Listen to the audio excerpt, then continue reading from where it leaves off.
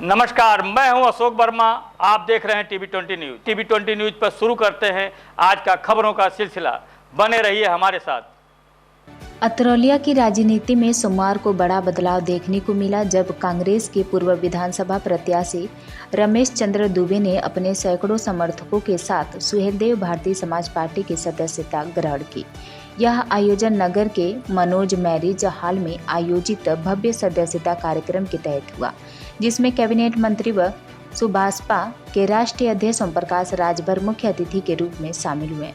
मंत्री राजभर ने वैदिक मंत्रोच्चार के बीच रमेश चंद्र दुबे को पार्टी की सदस्यता दिलाई और उन्हें पार्टी की रीति नीति से अवगत कराया। रमेश दुबे ने इस अवसर पर कहा कि मुझे पार्टी द्वारा जो भी जिम्मेदारी सौंपी जाएगी उसे मैं पूरी निष्ठा और ईमानदारी से निभाऊंगा।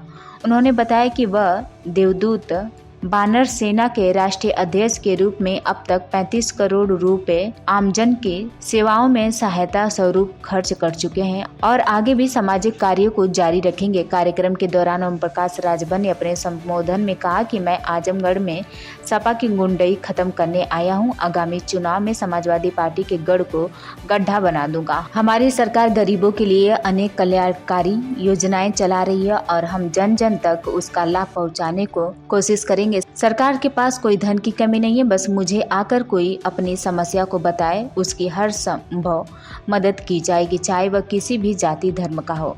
उन्होंने कहा कि रमेश दुबे जैसे होनहार व्यक्ति का मिलकर पार्टी को मजबूती देगा और साथ ही मिलकर काम करने का अवसर प्राप्त होगा। इस अवसर पर पूर्व जिला पंचायत सदस्य सत्येंद्र प्रताप सिंह पिंटू ने भी सुभाषपा की सदस्यता ग्रहण की। उन्होंने कहा कि वह मंत्री ओम प्रकाश राजभर के विचारों से प्रभावित हैं और आने वाले समय में पूरी निष्ठा से समाज सेवा करेंगे। समाज सेवी सूर्य प्रकाश दुबे ने कार्यक्रम में आए सभी आगंतुकों का भव्य स्वागत किया और अपने सैकड़ों समर्थकों के साथ सुभाषपा का दामन थामा। इस ऐतिहासिक सदस्यता अभियान में बड़ी संख्या में स्थानीय लोग और समाजसेवी उपस्थित रहे। प्रमुख रूप से अजय अकेला, गणेश दत्त दुबे, अशोक चौबे, सर्वेश मिश्रा, पंकज चौबे, सौरभ द्विवेदी, दिनेश त्रिपाठी आदि ने सुभाषपा की सदस्यता ग्रहण की। इस आयोजन के माध्यम से अतरौलिया में सुभाषपा की सियासी पकड़ और जनाधार में जबरदस्त इजाफा देखने को मिला है, जो आगामी पंचायत चुनाव तथा विधानसभा चुनावों में बड़ा संकेत माना जा रहा है।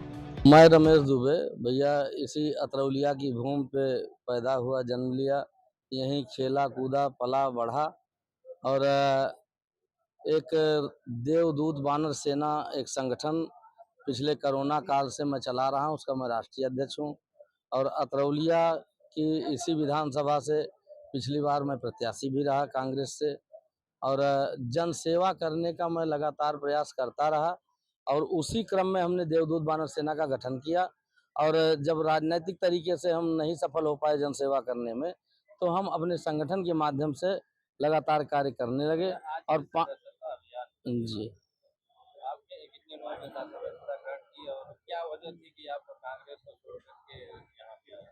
कांग्रेस भी एक बड़ी पार्टी है। हाँ, पहले तो सदस्यता बता दें, लगभग आप जान लीजिए इतने गंभीर मौसम में भी हजारों से अधिक लोगों ने सदस्यता ग्रहण किया हमारे साथ, जिसमें हमारे परम सहयोगी सत्येंद्र प्रताप सिंह पिंटू सिंह जी जिला पंचायत सदस्य रहे, सूर्य प्रकाश दुबे जी वरिष्ठ समाज सेवी हैं, ये सभी लोग और इनके साथ साथ करीब हजारों लोगों ने सदस्यता ग्रहण किया। और दूसरा प्रश्न जो आपने किया कि कांग्रेस छोड़ के क्यों आए, हमने आपको बताया ना कि हमारा राजनीति करने का आशय अपने लाभ के लिए नहीं करना है, अपने जो है स्वांतः सुखाय के लिए नहीं करना है, जन सेवा करने के लिए करना है। उसकी तलाश में मैं लगातार लगा रहा और मुझे कहीं से कांग्रेस के द्वारा कोई समर्थन नहीं मिला जन सेवा के कार्यों में। आपको उस पार्टी से कैसे लगा कि ओम प्रकाश राजभर की पार्टी में जुड़ना चाहिए, इसके बारे में? इसलिए कि मैं माननीय मंत्री जी को बहुत विगत वर्षों से वॉच कर रहा हूं लगातार और तमाम तरह की जो मदद हमारी बानर सेना करती है उसमें कई बार हम लोगों ने अपील किया, जिसमें माननीय मंत्री जी ने बढ़ चढ़ के सहयोग किया और आर्थिक सहयोग भी किया और इसके अलावा जो उनसे बन पड़ा उस तरह का भी सहयोग किया, जैसे हॉस्पिटल वगैरह में उनको एडमिट कराना आदि में भी। तो हमें लगा कि इनका जो उद्देश्य और इनकी जो मानसिकता, इनकी जो सोच है वो हम लोगों से मिलती है और इनको लेकर के इनके साथ हम आकर के समाज सेवा मजबूती से कर पाएंगे। उस असहाय गरीब और आखिरी पायदान पे खड़े आदमी की सेवा मजबूती से कर सकेंगे। आपके आने से भाजपा पार्टी कितनी मजबूत नजर आ रही है, तो आपको कैसा लग रहा है इस समय जुड़ने पे और पार्टी में? हमें देखिए, चूंकि ईश्वर की कृपा से मुझे तो लगता है माननीय ओम प्रकाश राजभर जी एक दिव्य पुरुष के रूप में यहाँ आए हैं और अतरौलिया की इस भूमि पर जैसे अहिल्या की तरह लोग प्रतीक्षारत थे कि कौन आएगा, कब उद्धार होगा, उसी प्रकार से जो है आपने यहाँ आके पदार्पण किया और इनके आने से लोगों में वही उम्मीद जगी है कि यहाँ जो फैला हुआ घना अंधेरा है वो दूर होगा और हमें भी पूर्ण उम्मीद है कि हम माननीय जी के साथ मिलकर के इस अंधेरे को छाट पाएंगे।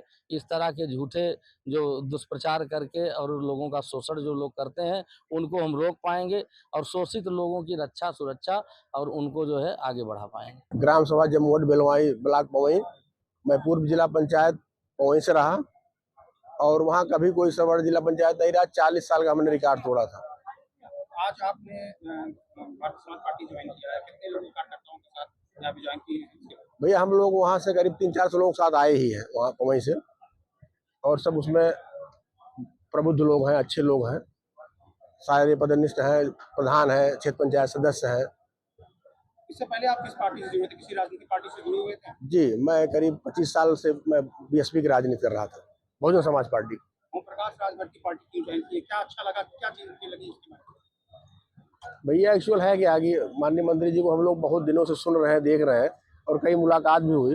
मंत्री जी के कार्यशैली से और विचारों से हम लोग बहुत प्रभावित हैं और हमारे जिले में ऐसा कोई नेता है नहीं और मंत्री जी के माध्यम से हम लोग जिले में कुछ नया कर सकेंगे, जिले की कुछ तस्वीर बदली जाएगी। और पवई की स्थिति आप जान ही रहे हैं कि वहाँ एक ही व्यक्ति का 40 साल से कब्जा है, उस कब्जे को हम लोग हटाने का प्रयास करेंगे। जी, क्या वजह रही? विचार जो हम लोगों का लक्ष्य था उस लक्ष्य को हम लोग हासिल नहीं, बसपा के माध्यम से नहीं कर पा रहे थे। देखिए, आज भाई रमेश चंद्र दुबे जी के नेतृत्व में सदस्यता कार्यक्रम का आयोजन था। आपके सामने आपने देखा कि आज सैकड़ों लोगों ने भाई रमेश चंद्र दुबे जी के नेतृत्व में पार्टी ज्वाइन किया है और इनके ज्वाइन करने से आजमगढ़ ही नहीं बल्कि पूरे देश में पार्टी को बल मिलेगा, क्योंकि इनकी एक बड़ी सेना है, बानर सेना, और बड़ी ताकतवर सेना है। अभी वो उसको बहुत कम लोग जानते हैं और हम अच्छी तरह हमारा संपर्क उस सेना के साथ है। तो दोनों लोगों की ताकत मिल करके हम लोग जो गीता में कृष्ण भगवान ने कहा है गरीबों की सेवा ईश्वर से बड़ी सेवा है, तो हम लोग उस दिशा में काफ़ी आगे बढ़ेंगे। क्या ये सदस्यता अभियान है किसी धर्म जाति को लेकर किया गया है? नहीं मतलब कोई जाति धर्म नहीं, यहाँ सभी जाति धर्म के लोग ज्वाइन कर रहे हैं, हमारे यहाँ कोई बंधन नहीं रहता। आज सैकड़ों की संख्या में ज्वाइन किए हैं, आगामी चुनाव के लिए कैसा क्या है इसके लिए?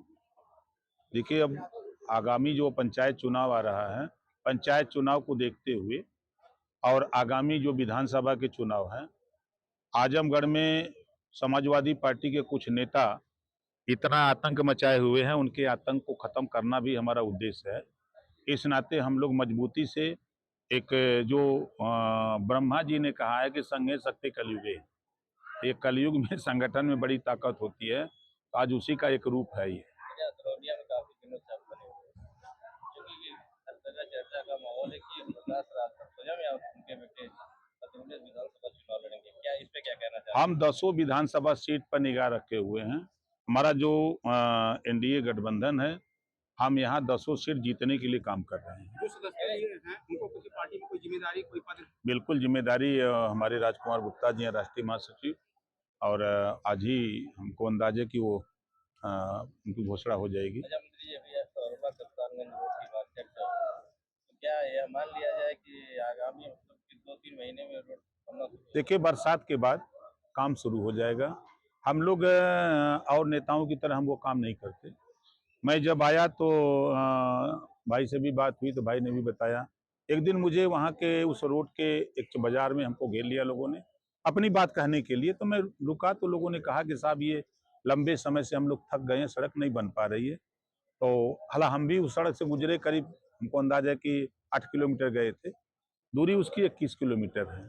एक सिकंदरपुर से जाती है अम्बेडकर नगर की तरफ, एक वो सड़क है लगभग 7 किलोमीटर के आसपास। तो दोनों सड़कों की जानकारी जब मुझे हुई तो मैंने पीडब्ल्यूडी जो राज्य मंत्री हैं ब्रिजेश सिंह जी, उनसे मिला, तो उन्होंने कहा कि निश्चित बन जाएगी।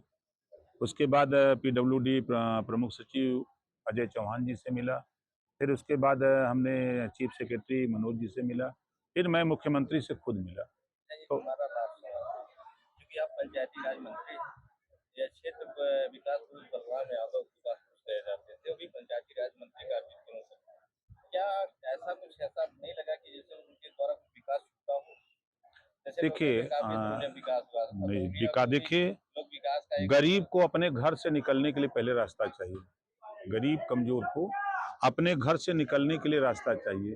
पंचायती राज विभाग का पहला काम है स्वच्छ भारत मिशन की साफ सफाई रहे, और साफ सफाई तभी रहेगी जब गांव में नाली बने, गांव में सोख्ता बने, गांव में शौचालय बने। आज आप बताइए कि जितनी तेजी से शौचालय का काम मोदी जी के नेतृत्व में और यूपी में योगी जी के नेतृत्व में पूरे प्रदेश में शौचालय का निर्माण हुआ, क्या इसके पहले हुआ था? पैसा भी था, सरकारें थी, लेकिन सोच होती है कि गरीब के प्रति क्या सोच है। जैसे उदाहरण के तौर पर हम दें कि हम यहाँ 3 महीने से, जैसा आपने कहा 3 महीने से हैं, 3 महीने में 1,35,00,000 रुपया हम लोगों ने गरीबों के इलाज के लिए दिया। उस गरीब को कि जब वो पैसा नहीं है, अभाव है पैसे के, वो दवाई के लिए दर दर भटकता है, उसको दिलाया। क्या ये काम तो यहाँ के विधायक भी कर सकते थे?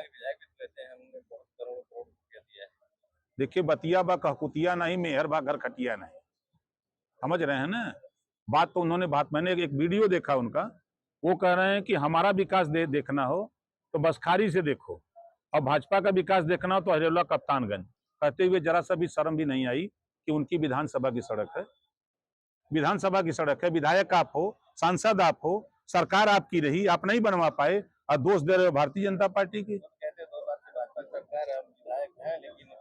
निधि का पैसा कहाँ जा रहा है? सांसद की निधि का पैसा कहाँ जा रहा है? 100 करोड़ जिला पंचायत का पैसा कहाँ जा रहा है? आप बताओ, नहीं पैसा कहाँ जा रहा है? सब बड़ी सड़क है, इसलिए विधायक निधि से नहीं। फिर वही बात करते हैं। देखो हम भी वही काम करते हैं जो सवाल आप पूछ रहे हो ना। हर विधायक 1 किलोमीटर, वो चाहे विधायक तो मुख्यमंत्री से मिल सकता है, मिल करके अपनी समस्या कह सकता है, लेकिन पटिया से निकाल देंगे ना अखिलेश जी जाएंगे तो। देखिए पटिया से निकाल दे जाइए, जब जाइए मुख्यमंत्री के यहाँ तक पैसा मांगे जाइए तो वहां से निकाल दो जाइए पटिया से। एक डरन ही लोग सीएम से मिलने नहीं जाते। जैसा कि अभी आप बता रहे थे कि हर पंचायत में, पंचायत मंत्री हर जगह पे पैसे आ रहे हैं और उसका आप बताओ 100 करोड़ रुपया आ रहा है जिला पंचायत में। यही मैं बता रहा हूँ 4 बार से टेंडर निरस्त हो रहा है। पीडब्ल्यूडी की बनी सड़कें, आपके मंडी समिति की बनी सड़कें, सिंचाई विभाग की बनी सड़कें, उसका टेंडर निकल रहा है।